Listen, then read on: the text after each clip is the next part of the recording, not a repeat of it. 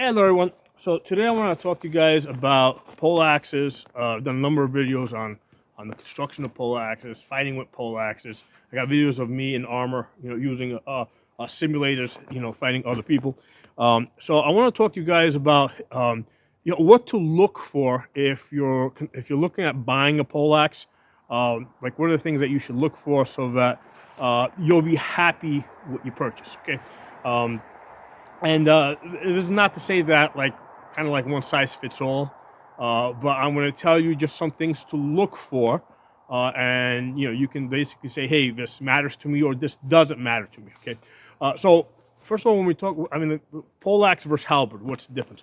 So a poleaxe is usually a two-piece construction where you have a top spike, okay, with langets, right, or these legs here, right, that come down, and they hold an axe head or a hammer in place. They lock it in place. Okay, so the head is a two-piece design uh, versus a halberd, which is a one-piece design. Okay, I have an example here.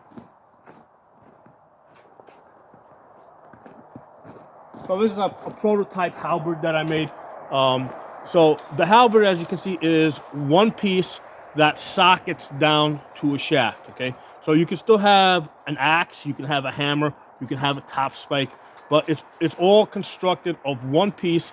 The head might look bigger, okay, but in general it's thinner and lighter. Okay, so this head, which if you look at it like this, looks like it might be bigger, it might be heavier than those heads. This head is actually lighter, okay?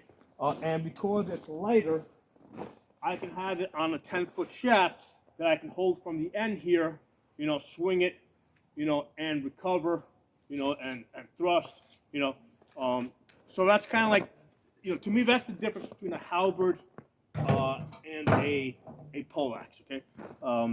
You're going to get some opinions that vary. A lot of times people say that it's dependent on length. But again, to me, the length is kind of like, it depends kind of on the weight of the head, okay? The lighter the head is, the longer, the longer a shaft you can put it on. As the head gets heavier, it has to go on a shorter staff. And I get like a prime example here. Okay, I made this one over here, right? A crow's beak, or a crow's beak style. So this head is just a little bit heavier, but a lot of the ways actually in the shaft over here, it has a thicker shaft. Okay, so because this one has a little bit more weight, this one has to be a little bit shorter than this one. This one over here, as you can see, it's a little bit thinner over here. I've profiled it down. So this one can be a little bit longer, and with both of these, I can hold them from the end, swing and recover, because I basically made the length such that I can actually do it, right? So if I take this one, okay, same thing here. Even though this one is thicker in this area here, it's shorter, so the same thing. I can swing this and recover. Okay, so so kind of like the weight and the balance, right, determines how long you can go. Okay, so as far as what to look for if you're looking at buying one of these, not my poleaxes, but if you're looking in general, if you're in the market to buy a poleaxe, right? First of all, there's two different construction methods. There's one where the legs go around the head, right? That's where you see here, right? So the spike comes down, and you'll see that the legs go around the head, and they rivet down to the shaft. And then you have a style over here, like this one, that's often referred to as a Lucerne style, just because there's a lot of poleaxes of this style in Lucerne, Switzerland, right? So that's why we refer to the Lucerne hammer, okay? So this one over here, the top spike goes through a hole in the axe head, or in the eye, right? And basically the legs then spread. When they come through, they spread, and they rivet down to the shaft. Okay, so with both of these style of poleaxes, the first concern that we have is, okay, how do we get this head to stay in place? Okay, so with this style over here, right, because it goes through a hole in the axe head. I mean, no matter how hard you swing this thing, basically it's locked in place if you're hitting this way or if you're hitting this way. Okay, so the concern is with the style that goes through a hole in the top of the head of the axe or the hammer is front and back. Okay, that if I were to hook something and pull it, right, or push on something here or here, that this might slide out this way or slide down that way. Okay, so that's the concern that that you should have when you see this style that goes through, where the top spike goes through the hole in the hammerhead. So the way I dressed it in this poleaxe over here is I created a shoulder on top, right, where it prevents the axe head from sliding that way. And then over here, I basically made the shaft thick so that the head can't slide down that way. So now this is locked in place, okay? It can't go nowhere no matter how hard I hit with this, okay? So on this one over here, I do use the same design, right? The Lutheran style, where the top spike is going through a hole in the axe head. But what I wanted to do with this one is I wanted to make it longer, right? So that was my goal with this. So if you compare these two, okay, so this one is thicker. So this one's got more weight here. So this one needed to be shorter, right? So with this one, I wanted it longer. So what I did is I took weight off of the shaft over here by profiling it down. I made it thinner this way, and I made it thinner that way as well. And also what I did is with this one over here, you see how it's got a really thick spike over here. Well, with this one, what I did is I bladed it. I made it a blade, which also, because this one's like almost a 1/2 inch thick, all right, in the cross section. It's got like a diamond cross section. So this one over here, I said, okay, we can actually go longer, right? It's longer than this one, but we're gonna only make it a blade, okay? All right. So with this one over here, again, it's going through the eye of the axe, and it also has a shoulder, right? So what I did is I had to pass the legs through the eye, and then I split them. So it's got a shoulder over here. It's a small one, it's a narrow one, but it's got a shoulder. And then the legs do also spread a little bit over here, so they kind of lock it in place from the bottom. But I didn't think I had enough meat above, right? I didn't think I had enough material above the axe head and below the axe head to hold it in place if I was to hit like this or hit like that, right? If I was trying to hook or pull. So what I did with this is I put rivets through the axe head, right? The rivets go all the way through and they lock it in place. So again, because it's going through an eye, there's no question that this has plenty of strength if it's hitting like this or if it's hitting like this, okay? So the concern here was if you're applying force this way or if you're applying force that way, right? What's going to keep this thing from just sliding up or sliding down? So I do have, like I said, a shoulder above and the legs spread out a little bit below. But the primary thing that holds it in place is these rivets. Okay, and I did a separate video about different types of rivet construction and the different types of rivets that would have been historically used. A lot of times you'll see side spikes. Okay, Talhofer actually has given us an image where you can see the side spikes and how it's almost like a Chicago screw where they kind of screw into each other.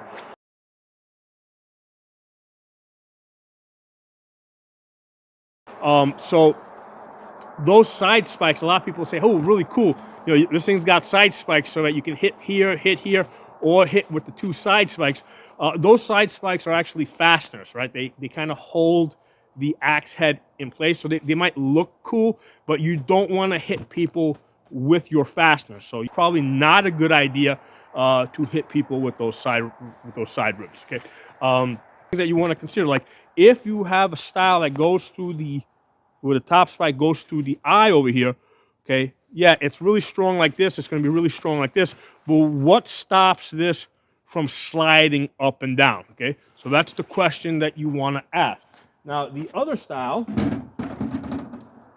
right, is the style which basically the top spike looks like this, and it comes down and it sits on top of your, basically it sits on top of your hammer in there, and it locks it in place. So in the way, this is simpler to construct, because when I'm trying to put something like this together, right, I have to basically hot punch a hole through the axe head, and then I have to kind of try and make stuff fit on the inside, right? So the langets that go through the head, they have to be, they have to be of the right size, right? I have to have, like, forge them down to the right size, and likewise the shaft that's coming up, right, that also needs to be of the right size. So there's a lot of fitting work that's involved with getting the top spike, the langets, the shaft to fit properly inside of the hole in the axe head. This style over here is a little bit simpler because I don't have that concern, right? Basically, because the legs wrap around the head. But with this style over here, now the concern is, like, how do you keep, like, when this thing hits, right? Because remember, it's now no longer going through a hole in the axe head, right? When this hits like this, what stops this from popping out this way? Or if it hits like this, what stops it from popping out the other way, okay? So with this one over here, what I had to do is I had to basically hammer it down and waste it, right? I had to create this hourglass shape over here so that when this comes down, there's more material on this side. Hold it a little bit further down. So I had to hammer it down over here so that there's more material on this side, and there's more material on this side over here to keep this head from getting pushed back that way, or keep this head getting pushed back the other way. With this style, there's no concern that if I hook, it's going to pop up, it's going to slide up this way or slide down that way, because these rivets hold it in place. So the concern here that we need to address is when this hits like this, what keeps this from sliding this way? Or if it hits like this, what keeps it sliding the other way, okay? Hey, I wanted to also tell you guys, like, how did I figure out all this stuff? Like, how did I figure out what the strengths, weaknesses, what the points that I needed to reinforce is? Because, you can look at, like, pictures of some historical examples. That's only going to get you so far, okay? I have the benefit of actually building these things, right? And I can make as many as I want. And what I did with some of the earlier prototypes is I built them, and then if you look at those barrels behind me, those green ones that are all like dented up, well, that's from me hitting those barrels with these poleaxes, okay? And like I got piles of wood that I just would go to, and I would just start essentially destruction testing the poleaxes, right? I would just keep hitting the wood and just see where the weak points are, and that's how I learned, like, what I needed to do in order to build these strong. So with this style, and also with all of these styles, what I want to do, right, let's talk a little bit about the langets for a second, okay? Because one of the things, let me get the shorter one over here. Warhammer, same idea, same construction. With this one over here, instead of having a top spike, basically I just have a metal strap that basically I heat up and just bend around, and it does the same thing, right? It comes down and it locks, sits on top, and it locks the hammer in place. And the same deal here is I had to waste it, right? I had to create this hourglass here to keep this from sliding. If I hit this way, it doesn't slide that way. Or if I hit this way, it doesn't slide back the other way. And what I did here is, like, so it's not only wasted this way, but I've also got it hammered in this way. So if you look over here, right, you can see how that's locked in place that way, and also locked in place, right? So it's locked in place all the way around on the top side, okay? But the concern now is, well, what about the bottom side, right? Now, obviously, I've got it, right, because I have my shaft that comes up, right? And you can see I've also got the shaft that kind of inserts into this flat area over there, right? But here's the thing to consider, okay? The shaft is wood, okay? So you got a piece of metal that's on top, and if you're doing a lot of hitting, right, over time, over thousands of hits, right, if this thing's, like, there's always going to be a little bit of movement, right, especially if you're hitting something hard like armor, right? The concern is that this metal might start to slowly eat away at the wood, which is softer, right? Wood's always going to be softer. So over time, it's going to start eating into that wood, and it's going to start getting looser and looser. So the way I have found to address this is I put these langets, right, on the shaft, right, and these langets go all the way to the top, right. So if you look in there, okay, this axe head is not sitting on top of the wood. It's actually sitting on top of the steel langets that go all the way up. Okay, so and then basically the other strap from the top spike, or in this case the strap that goes around, rivets through that through those langets. So this head over here is not actually sitting on the wood. It's actually sitting on the side langets that are on this, right? And historically, you could have side langets. You can also have fore and aft langets as well. I don't put fore and aft langets. What I do is I just bring my langets all the way to the edge. All right. So there's 1/8 of an inch of metal on both sides over here. Okay, so that's really thick. And this is actually a hitting surface, right? I can hit with this just as much as this, and this is good, you know, because I'm hitting with the steel over here. This is going to hurt just as much. This can break bone just as well as that can break bone. Okay, but that's how I address the head not eating into the wood as I'm doing a lot of cutting and chopping with this.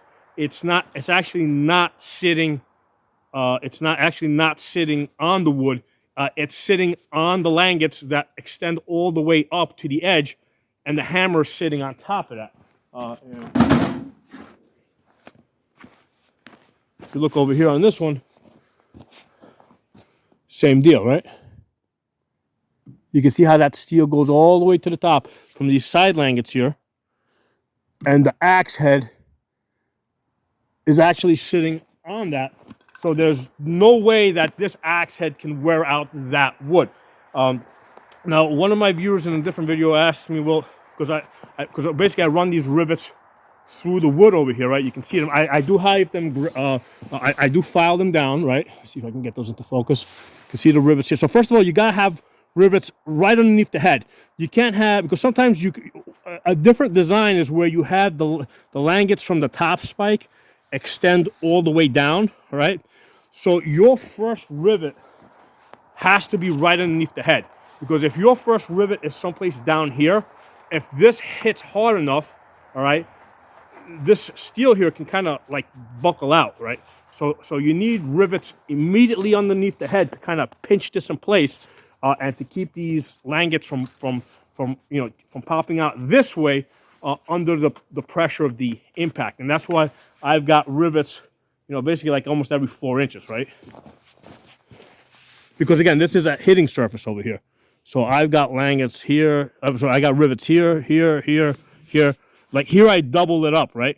Because I've got one section of langets here, and then I got a thinner section that begins here, right? So because I've got 2 separate sections, what I do is I double up here so that if this hits this way, this isn't a weak point where it wants to bend that way. So this wood is reinforced. So by me putting langets all the way down, right, side langets all the way down, for one thing, I don't have to recess the langets into the wood. Because one of the things is you want to be able to move your hands up and down on this without like hitting rivets or hitting like the end of, like if you've got langets that just come here and stop, right? You want your hand to like easily slide up.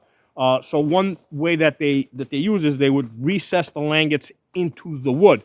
The method that I used, right, rather than trying to recess the langets into the wood, because I didn't want to do that. I wanted the langets to come all the way to the edge here. So this is a hitting surface. But what I did is I extended them all the way down so I can easily transition all the way down. And on the end here, I have an end cap, right, where it gets wider, right, because this is, I can hit with this or I can hit with that. So this is also now a hitting surface in the back. This is a smashing surface, okay? On this one over here,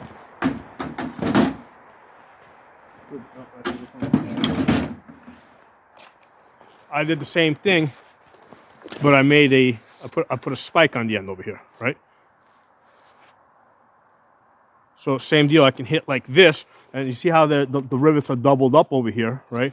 So I could actually hit like this, and this isn't gonna bend back because the rivets are doubled up, right? And then I can also thrust like that, okay? So this type of a poleaxe over here, I designed this more for two guys in plate armor fighting each other, right? That basically have very heavy armor.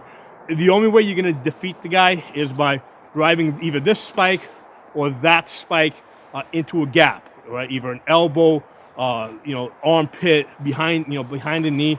That's really good for trying to get behind the knee.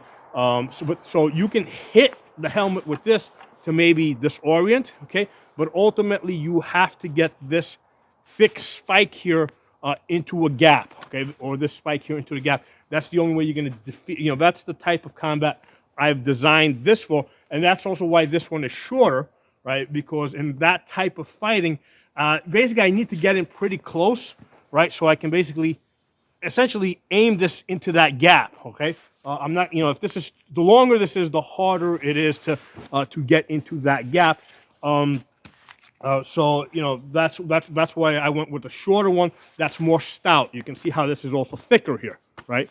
So this is a very thick, heavy hitting area over here. This one over here,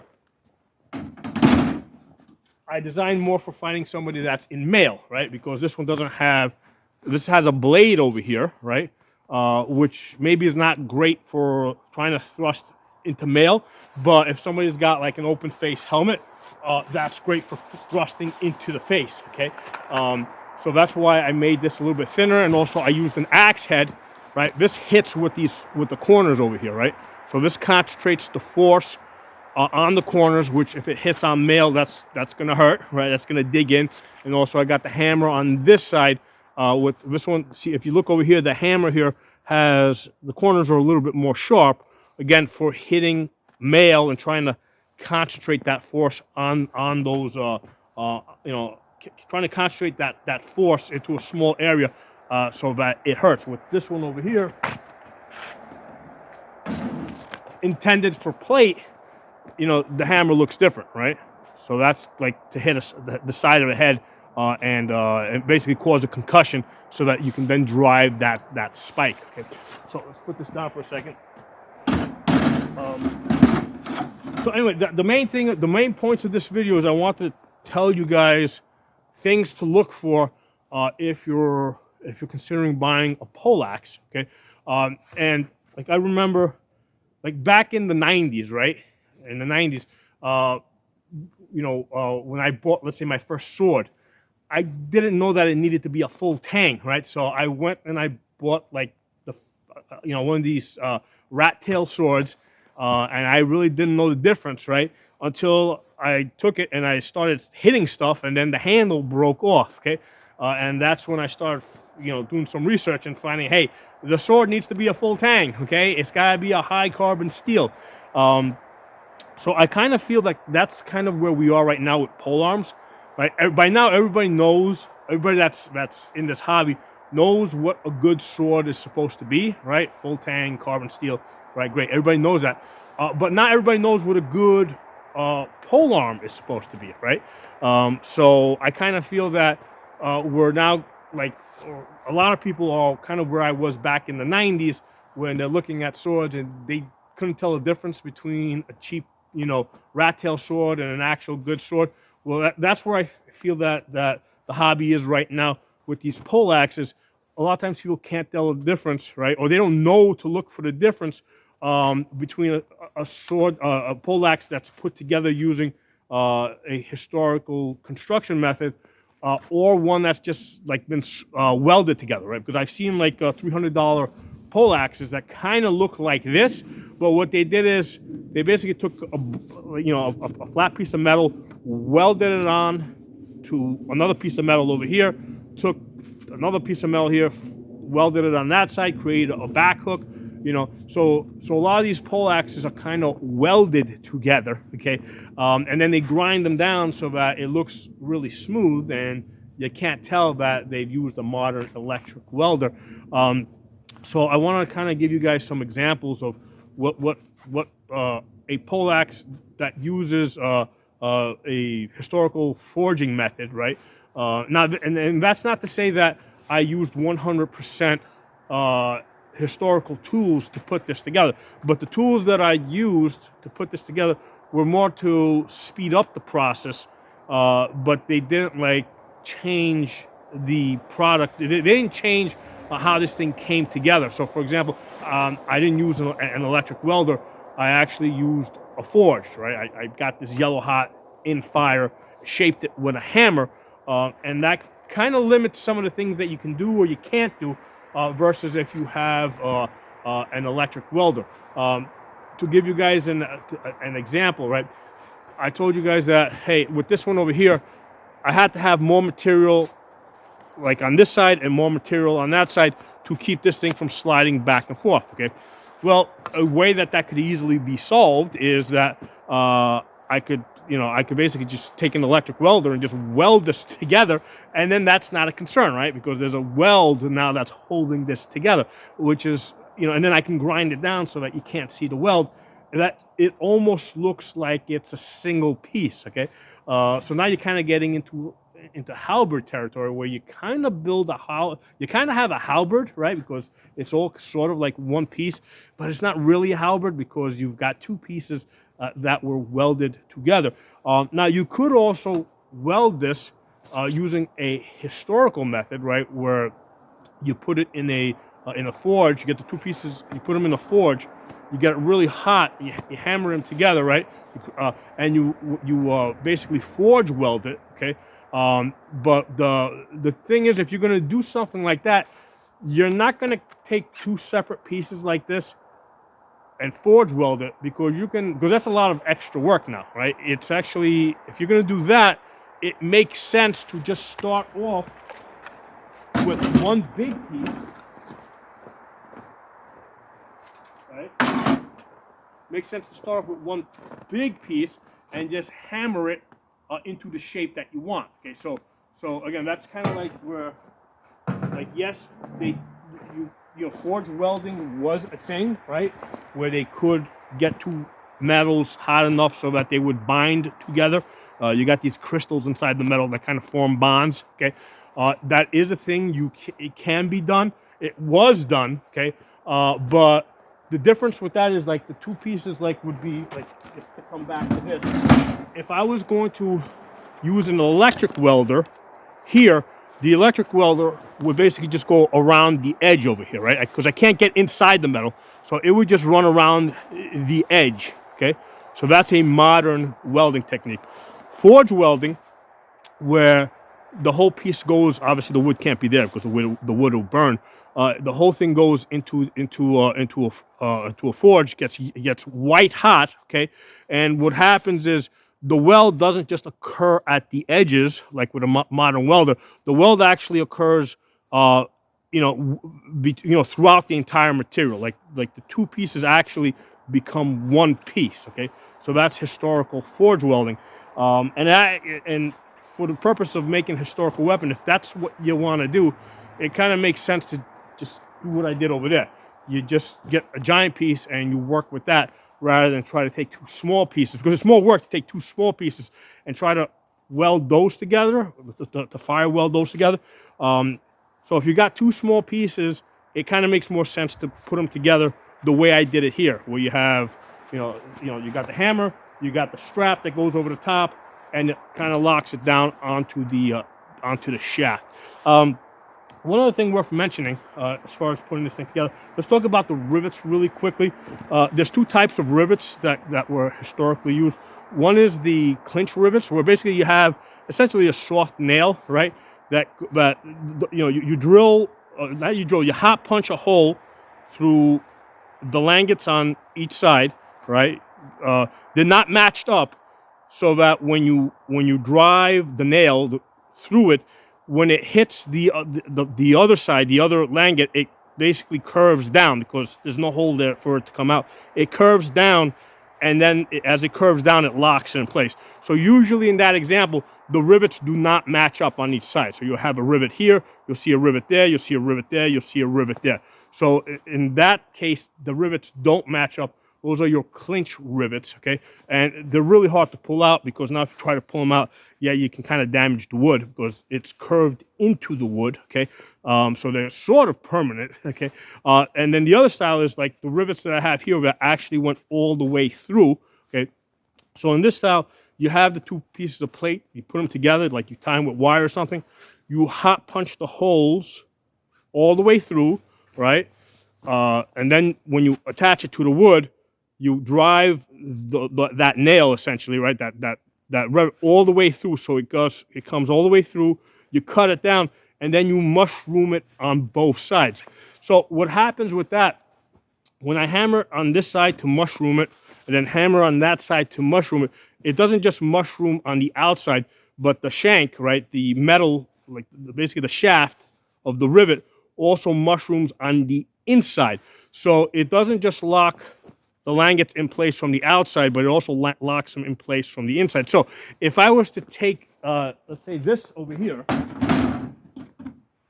right? If I was to take this over here and put it in an incinerator, right, and completely burn the wood out, okay, the langets here, even though the wood's not there, the langets would still actually hold their position because these rivets have mushroomed both on the outside of the langet and on the inside.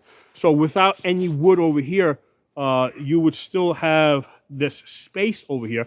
I mean, eventually, if I took it and I started hitting something, eventually they might start bending and it might collapse on me.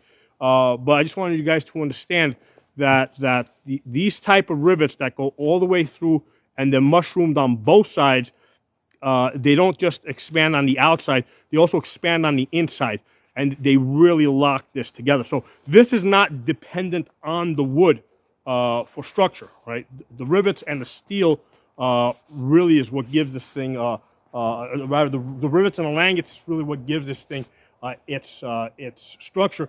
The purpose, I mean, you might say, like, why bother using wood at all? Because if this was all steel, it'd be extremely heavy. So the purpose of the wood here is so I got something to hold this by that's not that heavy, right? Because the wood is basically for weight reduction, right? And also less steel, right? Because historically the wood would have been cheaper. So the wood on this does more weight reduction, but the strength really comes from the langets, which are like 1/8 of an inch thick on each side. So that's like 1/4 inch of steel total, okay? So a couple of things for you guys to think about, right? Especially if you're in the market for buying a poleaxe, okay? At some point in the future, I'll start building halberds.